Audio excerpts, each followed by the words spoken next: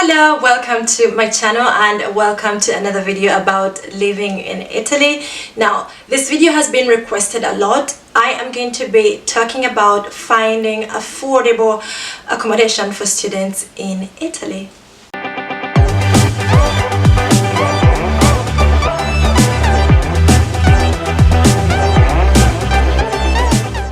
Hello once again, my name is Hilda Gloria. I have lived in Italy for about 8 years now, actually more than 8 years now. I came to Italy as a student and I went through the whole trouble of finding affordable accommodation back then. So I'm more than willing to help you answer your questions. This is going to be like a question and answer, a Q&A kind of videos as I respond to your questions about student accommodation in Italy. Now, this is a disclaimer. I studied in Milan, Italy, and that is where I currently live. So I have got more information mainly on this particular city. But one thing that you should know is that all the points in this video are going to be relatable because most of the agencies, most of the websites that I'm going to give you run across the country. And it's basically the same procedure amongst universities. The first question is, how do I get accommodation for my visa application? Now, getting accommodation for visa application, I'm going to tell you what I did. Back then, we were required to provide accommodation for the next 12 months. And of course, I wasn't aware. I had never lived in Italy. So that is what really made me panic because, I mean, having to find accommodation and then pay up front for 12 months is a lot of money as a student. But then I did that. And it was really expensive on my behalf. But then when I arrived, I met friends that told me that they actually paid 1 month of rent and their landlords gave them a contract. And they used this for their visa application and they actually got the visa and came to Italy. So I would advise you to do the same. Just pay up front for 1 full month and hand in your application, or talk to your landlord. You can pay maximum 3 months and get your visa application up and running because it also takes a bit of time.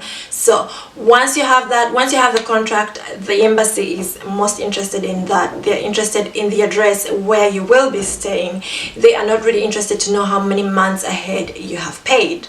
The other question regarding that is if somebody books a hotel or if somebody books an Airbnb, could that be, okay for the visa application? I would say no, because the Airbnb, first of all, they don't even give you a contract once you get there. They just give you, let's say, a visitor's contract. It isn't, I would say, like a tenant's contract.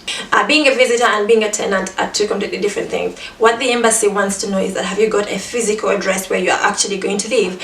You can be in an Airbnb for, let's say, a month. That's okay, but I mean, for students, if you're looking for something affordable, Airbnb is not the option. You might be paying 3 times the price that you would have paid for a room to stay in.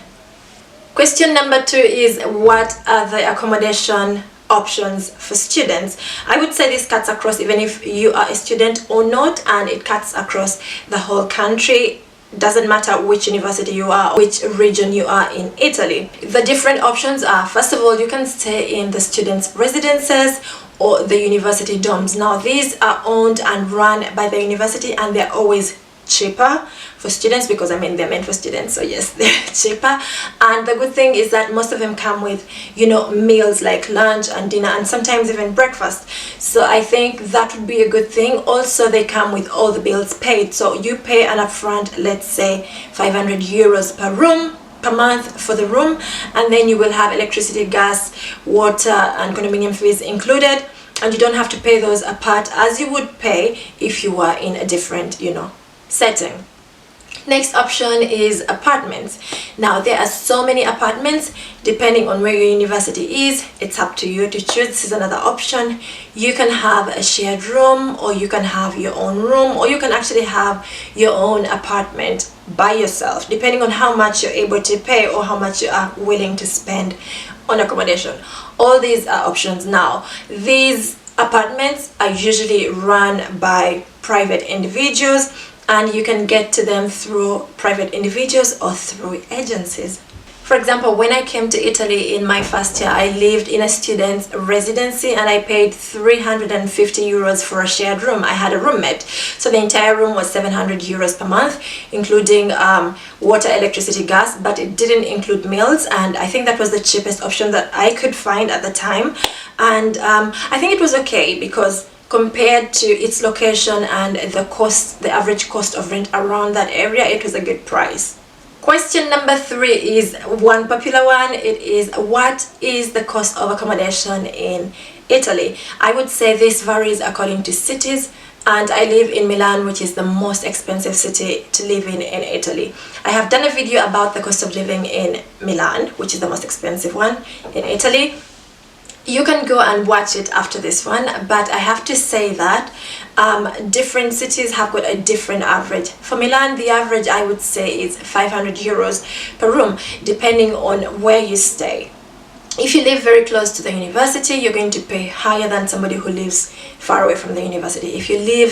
If you want to live in the city center, it is going to cost you an arm and a leg. So if you live a bit outside the city center, you're going to pay less. So these are the options that you have to weigh and see. But on average, I would say it is 500 euros per room, and that doesn't even include the bills. Number 3 is somebody asked me to talk about the accommodation contracts. Well, the contracts most times, or for the most accommodation options, come in Italian. Except if you are with an agency that deals with, for example, international students, you will get, I would say, a courtesy translation, but not really explaining what is in the contract, what you need to know, basically the basics. And it is very important that you understand the terms and conditions of the contract, because they might give you a rounded up figure and tell you rent will be, let's say, 500 euros for a room, and you're like, oh yeah, that's a good deal. But then you have got to pay condominium fees, you have got to pay electricity, gas and water, and that is another, let's say, 300 euros. And you come thinking you're going to pay 500 euros, but it's actually 800 euros in total. So it is very, very important that you read the contract, translate it, find a translator to translate each bit for you so that you understand. The other thing is that you have to pay insurance ahead, like rent insurance ahead, which is usually a month or 3 months depending on the landlord and whatever their contract says. But usually you have to pay an amount which is upfront, which is, let's say, a month of rent. If your rent is 350 euros, you pay 350 euros as insurance, and then you start paying monthly. So it depends. Be very sure about that. That should be returned to you when your contract ends or when you leave the apartment. Of course, you need to read and understand how much time in advance do I have to give of a notice if I want to leave, in case I want to get my insurance back. If you leave before the required time or the time that is stated in the contract, you do not get your money back. So I would say, find a translator. First of all, get a contract. It's very important. Things can change. You might book, and when you get here, the apartment is not there. Just telling you.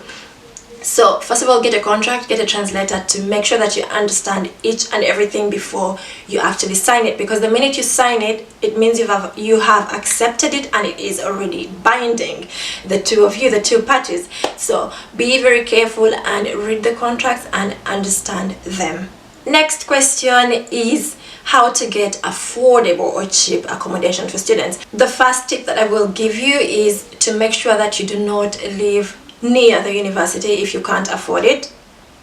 Number 2, do not live in the city center, because accommodation in those areas usually is very competitive. First of all, because very many people are seeking to actually rent those apartments, and they are exaggeratedly high. For example, an apartment in a small village, let's say 30 minutes away from the Duomo, which is the city center of Milan, will be, let's say, half the price the same apartment that is in the city center, costs. For example, if the one in Duomo costs 1,300 per month, the same size, same everything, the one outside, which is like 30 minutes away, will be 600 euros. So please do not look at the city center unless if you can afford it. But I'm saying, if you are looking for affordable options, live a bit far away. Just make sure that there is the underground, that you have the metro line next to you, or that you're able to reach the metro line in a very few minutes. For example, where I live is just 10 minutes walk from the metro. So for me, that's okay, as long as you can access the underground, because it's very important. It is reliable, it is fast, and it is affordable public transportation. So as long as you have transportation to get you to your university and to get you to other places of the city where you'd like to go easily, just find that accommodation and choose that one instead of, as compared to the one next to the university or next to the city center. Tip number 2 is to apply for university residences. Now these are very competitive, I know, because first priority goes to students that are on scholarship, full scholarship, or Italians that are coming from very far away cities. But you give it a chance, apply for it, and it is way cheaper. First of all, some of them are almost free. You pay a very, very little fee. And the other thing is that they provide meals. Now, for you to maintain your place in that residency, that means you have to study really hard, because it is given on performance basis for most of the time. If you do not get the required mark, you might be pushed out. So consider that in mind, but it is a very good option, because my friends that were staying there were paying something like 90 euros a month, which I think is very affordable. Next tip is use or find private landlords and do not involve agencies. With agencies, it's very easy. They will speak to you in English and in any other language that you speak, for example French. But I would like to tell you that agencies have got an added cost. They don't do all those services free of charge. So when they find you an apartment, it is at a cost, sometimes a very high cost. Also, I must add that accommodation is very important, because you will need it to renew your permit of stay, or you need it to get your first permit of stay. So make sure that before you come to Italy, you have checked out different landlords, because if you don't have a place to stay, a physical address, you're not getting the permit. The other tip is sharing costs. Now, how do you share costs? You can choose a shared room, to stay in a shared room instead of having your whole room to yourself, or you can choose to share an apartment instead of having the entire apartment to yourself. That is going to make accommodation cheaper for you. Last but not least, can you give us some websites where we can find cheap accommodation? Absolutely. Now, my favorite website is idealista.it or idealista.it. It is a place where I have gotten my accommodation lots of times. I also want to recommend Milan International Living Services. This is the agency that helped me get my accommodation when I just arrived as a student. They spoke in English, so all the emails, communications, contract and explanation were in English, and everything was very, very clear, straightforward. The room that I talked to you about, that I paid 350 euros, and it was a shared room, so definitely would recommend them. They still are there. If you can check on your university website, they usually give options of agencies that they trust, and this is one of the agencies that my university trusted, and it was helping international students. So that is a good option. Check your university website about international students accommodation, and you're going to find so many options with agencies that speak in English, that speak in French, Dutch, whatever language you prefer to communicate. The other one is bakeka.it. Now it is where I got my current apartment from, and I didn't need to pay any membership fees. It was free, and it gave me a direct contact with my landlord, and everything was really easy and clear and straightforward, so I would highly recommend it 101% as well. The other one that I would recommend is immobiliare.it, but the thing is that it has so many agencies, so look out for private property owners on this website, right? And you'll be able to find a room if you're looking for a room, an apartment if you're looking for a full apartment by yourself, or a shared room. So you just go to the filters and try and put in whatever you are looking for. You can always translate it with Google Translate to make your life easy. The other one that I would recommend, but not 100%, is subito.it. Now, I wouldn't recommend this because this one is not strictly for accommodation. This one sells each and everything. If you want to sell a bicycle, if you want furniture, if you want a bed, and all these things. So I wouldn't really recommend it, but you can find a room there, you can check there, and also it gives you access to private property owners, and you are able to communicate with them or contact them directly without having to go through the website or pay a private agency. Now, there are so many Facebook groups with international students. I like the one that says International Students Milan. If you're coming to study in Milan, there should be one for each, city where you are going to study. Just go and become a member in those, because when students are leaving their apartments and they don't want to involve the landlord and everything, they usually just recommend somebody else. So if you can contact them and let them know that you are interested in the room, that will make your life easy, because most of them speak in foreign languages, and some actually speak Italian if you understand Italian. So that will make your life easier, and you will not have to pay any linking fees, I would say, or middleman fees. That's it for this video. That's all the questions that I had.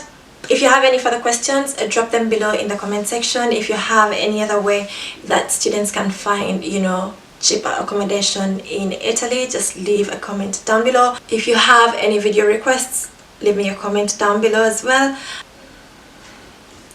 That's it for today. Thank you so much for watching. I hope this video is very helpful. Share it with a friend that might need this information, or share it with your friends. You never know who might pick up the information and might find it useful. Leave me a comment below. Let me know if you do not live in Italy and you live in another country which is not your country and you are studying there. How is it finding accommodation? What are the options of accommodation for students? What websites do you guys use? If you know more information than I have given in this video about accommodation, where to find cheap accommodation, just drop it in the comment section so that whoever just comes through can be able to access it. Thank you so much for tuning in. Again, if you haven't subscribed yet, please do so by hitting the red subscribe button down below. I'll see you in the next video. Bye.